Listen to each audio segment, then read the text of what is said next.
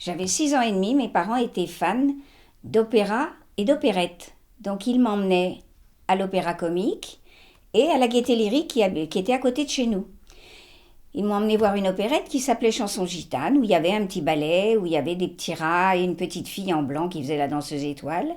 Quand j'ai vu la petite fille, j'ai mis mon doigt comme ça, j'ai dit je veux faire ça.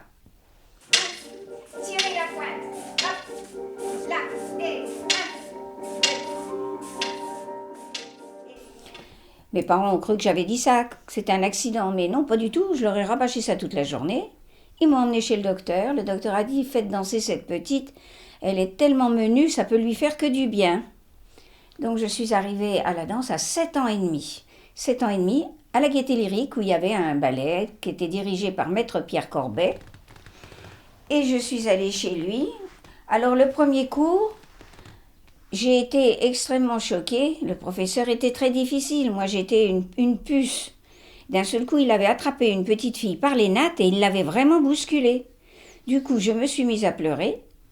Il m'a attrapée et il m'a mis à côté du poêle.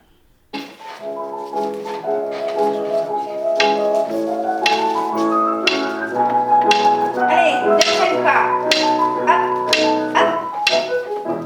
Hop. Pas s'endormir, hein. Allez, levons de jambes. Il est évident que quand mon père m'a ramenée chez moi, j'ai pleuré, j'ai dit « Papa, je ne veux pas y retourner ». Et mon père m'a dit « Ma fille, j'ai payé un trimestre, tu feras ton trimestre. Tu as voulu danser, tu danseras ». Ô combien il avait raison, car au deuxième cours, je voulais coucher là-bas. Hop, puis vous allez là-bas. Hein. Bon, on y va, on commence. Et 1, 2, 3, 4, 5, 6, 7, 8 et 1. Ne pensez bien au coude. 5, 6, 7, 8 et 1, 2, 3, 4, 5, 6, 7, 8.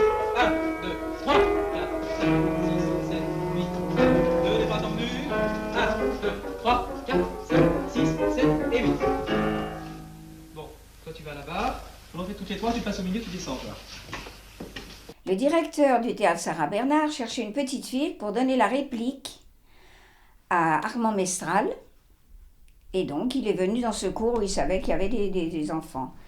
Les enfants, il les a fait chanter. Tout le monde chantait au clair de la lune, tout ça. Et il a dit « La petite, là, viens voir. » La petite est venue. « Et toi, qu'est-ce que tu vas nous chanter ?»« Je vais vous chanter le grand air de Louise, monsieur. » Surpris, et je chante depuis le jour où je me suis donnée. J'avais 9 ans. C'était quand même en avance, hein. Bon, et il m'a dit, eh ben c'est bien simple, je t'engage. Donc j'ai été engagée, j'ai fait ce spectacle auprès d'Armand Mestral. Ne traînez pas, en première, et derrière. Monte ta jambe, ta bouche pourrait traîner derrière ta jambe. Et tu complètement monte ta jambe en dehors. Reste droite, t'es pas droite. Alors ça s'est passé, ensuite je retourne donc à la Gaîté Lyrique. À la Gaîté Lyrique, il redonne Chanson gitane et vous devez deviner qui a eu le rôle de la petite danseuse étoile. Moi, ce dont j'avais rêvé. Donc j'ai dansé Chanson gitane et il y avait la directrice de mon école communale, qui s'appelait Mademoiselle Théocle, était venue. Elle m'avait trouvée particulièrement douée. Elle a appelé mes parents et elle m'a dit à mes parents « Pourquoi vous ne la présentez pas à l'Opéra de Paris ?» Mes parents, très surpris, n'y avaient jamais pensé. Elle leur dit, au 10e arrondissement, au conservatoire, vous avez Mademoiselle Simoni de l'opéra. On va lui présenter votre fille, on va voir ce qu'elle en pense. Mademoiselle Simoni m'a vue et elle a dit, je la garde avec moi et je la présente à l'opéra. On m'a présentée à l'opéra et j'ai été reçue à cet examen.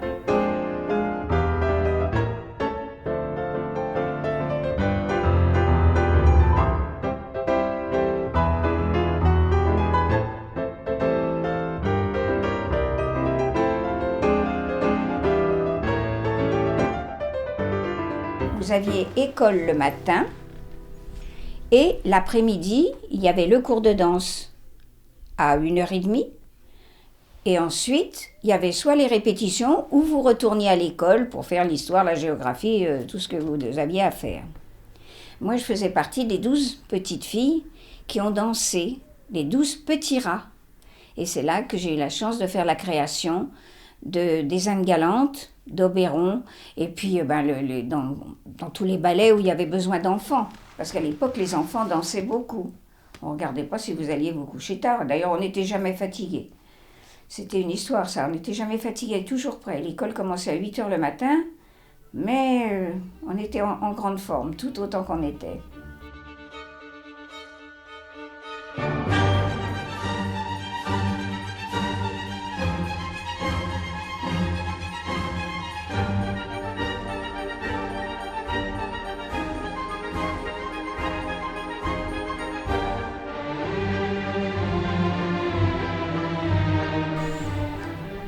Ensuite, j'allais dans des cours privés. Les cours se passaient à Pigalle. On y allait pour le cours de 5h30 avec les autres amis, les copines. On y allait à pied. C'était le seul moment où on pouvait un peu se détendre. Et on retournait à danser de 17h30 à 18h30, 19h. On rentrait chez nous. Et sinon, on retournait à l'opéra s'il y avait spectacle, évidemment. Et mon père venait me chercher, si c'était à minuit ou à 10h30. Telle était la vie du petit rat que j'ai été. Tu te mets là, et toi ici sur ta gauche. On y va. 1, 2, 3, 4, 5, 6, 7, 8 et 1, 2, 3, 4, 5, 6, 7, 8, 1, 2, 3, 4, 5, 6, 7, 8, 1, 2, 3, 4, 5, 6, 7, 8 et 1, 2, 3, 4, 1, 2, 3, 4, 5, 6, 7 et 8. J'ai eu beaucoup de chance. Parce que d'habitude, les enfants qui allaient à l'école dépendait de la rue de la Ville-l'Évêque qui se trouve à la Madeleine. Et donc, ils allaient à l'école à la Madeleine, revenant à l'opéra pour manger, danser, etc. et retournant l'après-midi à la Madeleine. Et moi, j'ai eu la chance de me trouver à l'opéra et les classes scolaires avaient lieu sous les combles. Comme ils ont fait d'ailleurs un film qui s'est passé à l'opéra, et c'était L'âge heureux. L'âge heureux. Et toute la première partie se passait justement sous les combles. Et ben moi, je me suis trouvée, j'ai eu cette chance donc de vivre à l'opéra. Car j'arrivais le matin et j'en sortais que le soir. Et c'était absolument fabuleux, parce qu'on rencontrait les vedettes dans les couloirs, fallait les saluer. On allait à la rotonde, on voyait les grands. Et c'était pour une enfant absolument magique. C'était un moment magique. On suit la main des yeux et on ouvre, ouvrez l'épaule. Et 1.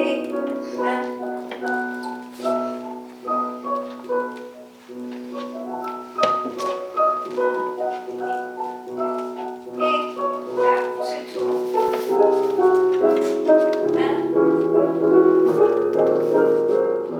1. Alors, grand moment de ma vie. Je ne vais plus être petit rat. Je vais être demoiselle de l'opéra.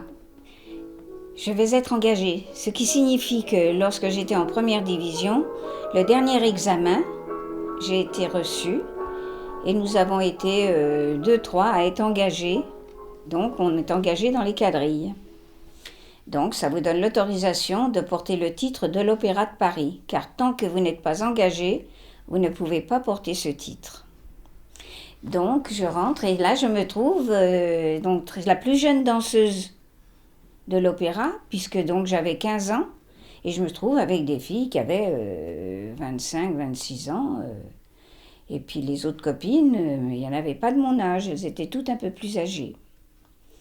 Et de là, on commence à répéter, c'est un autre travail, et moi toujours passionnée, et il est évident que je danse, et je commence à faire beaucoup de galas, des pas de deux, et à être remarquée ailleurs qu'à l'opéra.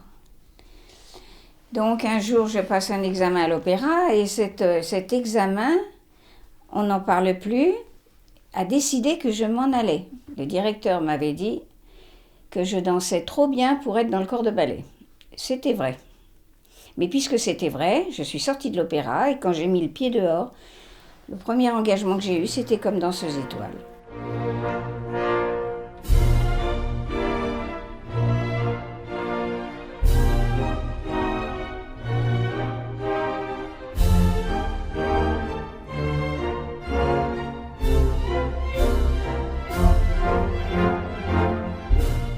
j'étais vraiment étoile lorsque j'étais engagée à Toulouse pour le centenaire de Faust. Faust, il y a un grand ballet, La Nuit de Walpurgis, les spécialistes connaissent. Et là, le maître de ballet était Maître Lazini. Donc j'arrive toute fraîche moulue, et quand vous sortez de l'opéra, vous savez, vous êtes de l'opéra, mais moi j'étais un bébé. Donc je répète tout ça, il me dit de venir, qu'est-ce que vous montrez-moi? Alors donc je lui montre ce que je sais faire, vous faites les fouettés. Normalement, il n'y avait pas les fouettés dans la variation. Et bien lui, il me dit, vous à la place du manège, vous ferez 32 fouettés. Oui, 32 fouettés, bien, ça ne me posait aucun problème. Et au moment à la fin, il me dit, vous faites les fouettés doubles? Je lui dis, je vais vous montrer. J'ai fait les fouettés doubles, 1, 2, 2 simples, 1 double, et j'en ai fait 32 comme ça à la fin du ballet. Et évidemment, ça a été un triomphe.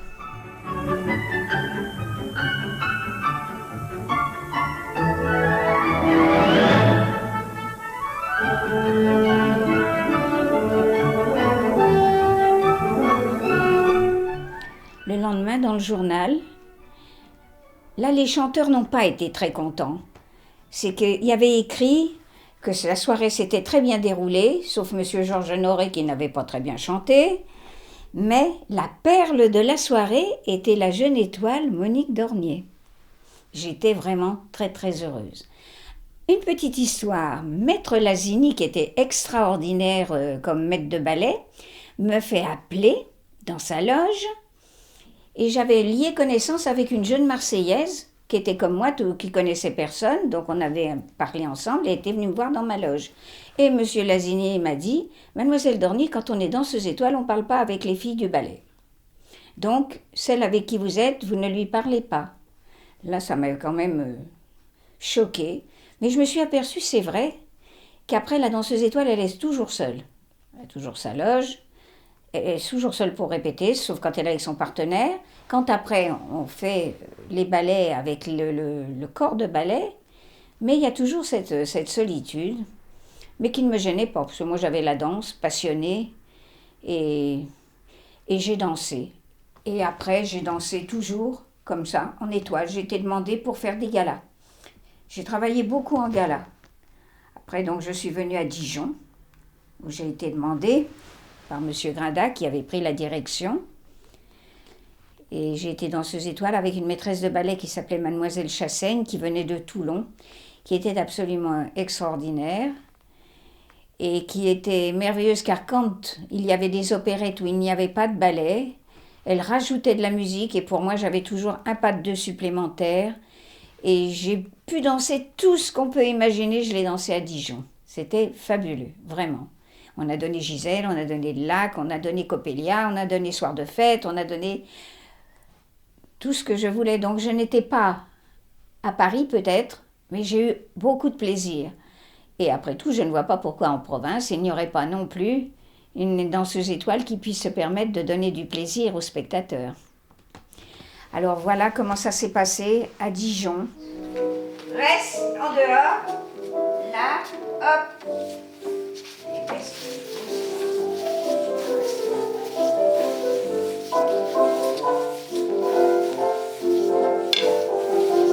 Allez, viens, on les monte.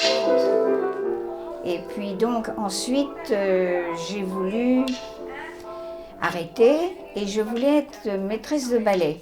C'est-à-dire que je voulais garder que les grands ballets pour moi, les ballets d'opéra, et être maîtresse de ballet. J'avais tout prévu. Le directeur m'avait donné son accord, sa parole d'honneur, mais le monsieur n'avait pas de parole d'honneur. Et au bout d'1 an qu'il m'avait vu travailler pour la saison qui suivait, il m'a dit « je ne vous engage pas ». Là, il m'a fait une petite vacherie, je sais pourquoi, mais ça ne fait rien. Et c'est à la suite de ça que j'ai décidé que j'allais être professeure. J'avais eu un petit problème cardiaque, mais ça, c'était pas grave.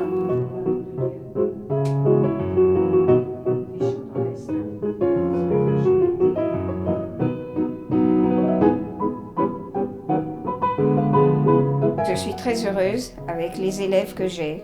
C'est ma famille. Et c'est un cours de danse comme je crois il n'y a nulle part ailleurs. C'est assez exceptionnel. Je ne dis pas que j'ai raison, puisque quand les élèves s'en vont, automatiquement je souffre. Mais je ne peux pas me changer, je suis un être passionné, j'aime. Je les aime et puis voilà, c'est comme ça que je suis. Et c'est comme ça pour le moment que je continue, jusqu'à la fin.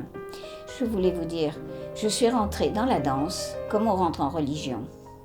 Je suis née danseuse, je mourrai danseuse, avec le sourire. Je ne peux pas vous dire que je vais mourir en dansant, mais peut-être après tout, parce que je danse ici chez moi. Je danse tout le temps.